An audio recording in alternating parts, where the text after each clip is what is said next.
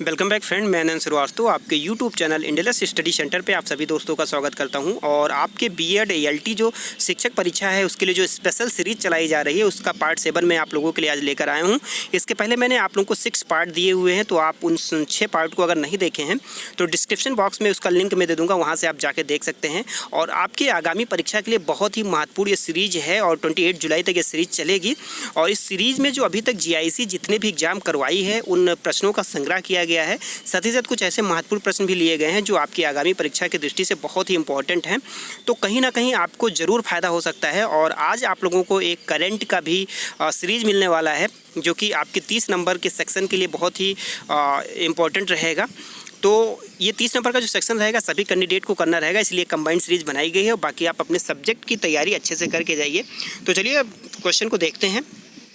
पहला प्रश्न है इसमें, प्रसिद्ध पुस्तक गीत गोविंद के रचयिता कौन है? तो ये मोस्ट इंपॉर्टेंट क्वेश्चन है, कई बार पूछा गया है। हिंदी वाले सेक्शन में तो आता ही आता है, सामान्य अध्ययन के भी पेपर में पूछा जाता है। और तो गीत गोविंद के रचयिता जो हैं जयदेव हैं, ठीक है। आप लोग कंफ्यूज मत होइएगा, एक गीत गोविंद से करके मीराबाई ने भी कुछ लिखा हुआ है, ठीक है ना। तो कई बार ऑप्शन में मीराबाई रहती हैं तो वहाँ पे लोग गलत टिक कर देते हैं। और इसका जो करेक्ट आंसर होगा गीत गोविंद के रचयिता जयदेव होंगे। सेकंड क्वेश्चन देखते हैं, प्रायद्वीपीय भारत का सबसे दक्षिण बिंदु कन्याकुमारी स्थित है।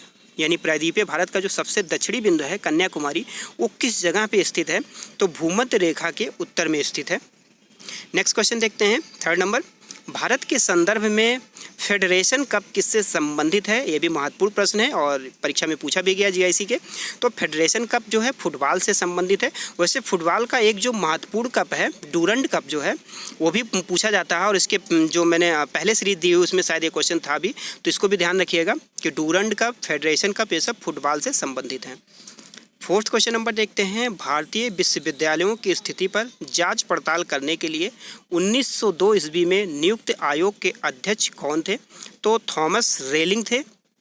1902 ईस्वी में भारतीय विश्वविद्यालयों की स्थिति पर जांच पड़ताल करने के लिए जो आयोग बनाया गया था उस आयोग के अध्यक्ष जो है थॉमस रेलिंग थे। 5 क्वेश्चन नंबर देखते हैं, किसने भारत में हो रही मिशनरी गतिविधियों को आत्मघाती एवं शांति के लिए खतरा माना था? यानी जो भारत में मिशनरी गतिविधियां हो रही थीं उस गतिविधियों को आत्मघाती एवं शांति के लिए खतरा माना हुआ था। तो लॉर्ड वेलेजली जो थे उन्होंने आत्मघाती एवं शांति के लिए खतरा माना हुआ था मिशनरी गतिविधियों को। यह भी महत्वपूर्ण प्रश्न है। 6 क्वेश्चन नंबर देखते हैं, कुंडनकुलम स्थान किसके लिए प्रसिद्ध है? तो कुंडनकुलम स्थान जो है प्रमाण शक्ति स्टेशन के लिए महत्वपूर्ण है। ये भी क्वेश्चन आप लोगों के एग्जाम की दृष्टि से। 7 क्वेश्चन नंबर देखते हैं, अलुबरनी किसके साथ आया था? मोस्ट इंपॉर्टेंट क्वेश्चन, और ये जीएस वाले एग्जाम में सभी एग्जाम में पूछा जाता है। तो अलुबरनी जो था वो महमूद गजनी के साथ भारत में आया हुआ था। और तहकीक ये हिंद जो है महत्वपूर्ण इसकी पुस्तक है, तो कभी कभी क्वेश्चन ये भी पूछ लेता है कि तहकीक ये हिंद पुस्तक किसने लिखी हुई थी? तो अलुबरनी ने लिखी हुई थी। 8 क्वेश्चन नंबर देखते हैं, ये भी महत्वपूर्ण क्वेश्चन है, सोनार अधिकांशतः प्रयोग में लाया जाता है। यानी सोनार एक उपकरण है, वो किसके प्रयोग में लाया जाता है? तो नौ संचालकों द्वारा प्रयोग में लाया जाता है। और सोनार के द्वारा ही समुद्र के अंदर की गहराई या समुद्र में कोई खोई हुई वस्तु का पता लगाया जा सकता है, ठीक है। 9th क्वेश्चन नंबर देखते हैं, श्रमेव जयते कार्यक्रम किसके नाम से जुड़ा है?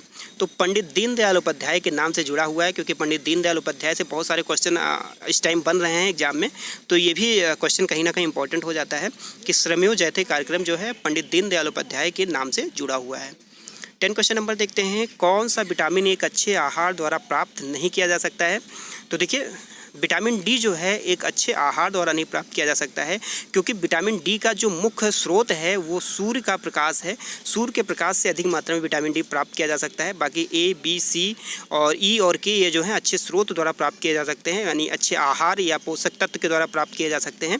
लेकिन विटामिन डी जो है सबसे अधिक मात्रा में सूर्य की रोशनी से प्राप्त किया जाता है। 11 क्वेश्चन नंबर देखते हैं, भारतीय संविधान में कल्याणकारी राज्य के विचार को सम्मिलित किया गया है। तो किस लिए सम्मिलित किया गया है? राज्य के नीति निर्देशक तत्वों में जो है भारतीय संविधान में कल्याणकारी राज्य के विचार को सम्मिलित किया गया है। क्वेश्चन आपसे कहा हुआ था कि भारतीय संविधान में यानी इंडियन कॉन्स्टिट्यूशन में कल्याणकारी राज्य के विचार को किस जगह सम्मिलित किया गया है? तो राज्य के नीति निर्देशक तत्वों में कल्याणकारी राज्य के विचार को सम्मिलित किया गया है। 12 क्वेश्चन नंबर देखते हैं, ये भी मोस्ट इंपॉर्टेंट क्वेश्चन है। ग्राम पंचायतों की आय का प्रमुख साधन क्या है? देखिए, ग्राम पंचायतों की आय के लिए तो बहुत ही साधन होते हैं, लेकिन जो उसमें से प्रमुख साधन कौन कौन से होते हैं, ये भी क्वेश्चन आया हुआ है जीआईसी पेपर में। तो राज्य सरकार द्वारा अनुदान जो दिए जाते हैं ग्राम पंचायतों की आय का प्रमुख स्रोत होते हैं। दूसरा, ऐच्छिक दान या उपहार, यानी कोई अपनी इच्छा से कोई दान या उपहार दे दे तो भी ग्राम पंचायत की आय का साधन हो जाता है। और तीसरा जो है, संपत्ति, जानवर एवं वाहन पर जो कर लगता है वो भी ग्राम पंचायत की आय का प्रमुख साधन हो जाता है। तो ये 3 प्रमुख महत्वपूर्ण सोर्सेज हैं जिसके द्वारा ग्राम पंचायतों की आय का साधन जो है वो बढ़ता है। ठीक है, 13 क्वेश्चन नंबर देखते हैं। संविधान के किस अनुच्छेद में उसके संशोधन की प्रक्रिया दी गई है? ये भी मोस्ट इंपॉर्टेंट क्वेश्चन है और कई बार संविधान से अगर क्वेश्चन पूछा जाता है तो ये क्वेश्चन जरूर पूछा जाता है। तो संविधान के किस अनुच्छेद में, यानी जो संशोधन होते हैं, अमेंडमेंट होते हैं, वो किस अनुच्छेद के तहत होते हैं? तो वो 368 अनुच्छेद के तहत जो है संविधान में संशोधन किया जा सकता है। 14 क्वेश्चन नंबर देखते हैं। मुस्लिम लीग द्वारा पाकिस्तान का प्रस्ताव पारित किया गया था। तो मुस्लिम लीग द्वारा पाकिस्तान का प्रस्ताव जो है मार्च 1940 ईस्वी में पारित किया गया था।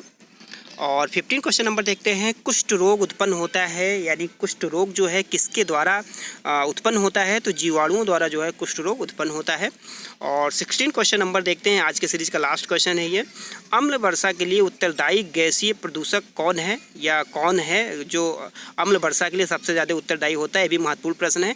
तो सल्फर डाइऑक्साइड जो है अम्ल वर्षा के लिए सबसे उत्तरदायी गैसीय प्रदूषक है। ठीक है, तो आज की सीरीज के ये 16 मोस्ट इंपॉर्टेंट क्वेश्चन कंप्लीट हुए और आई होप आपको ये भी सीरीज काफ़ी अच्छी लगी होगी।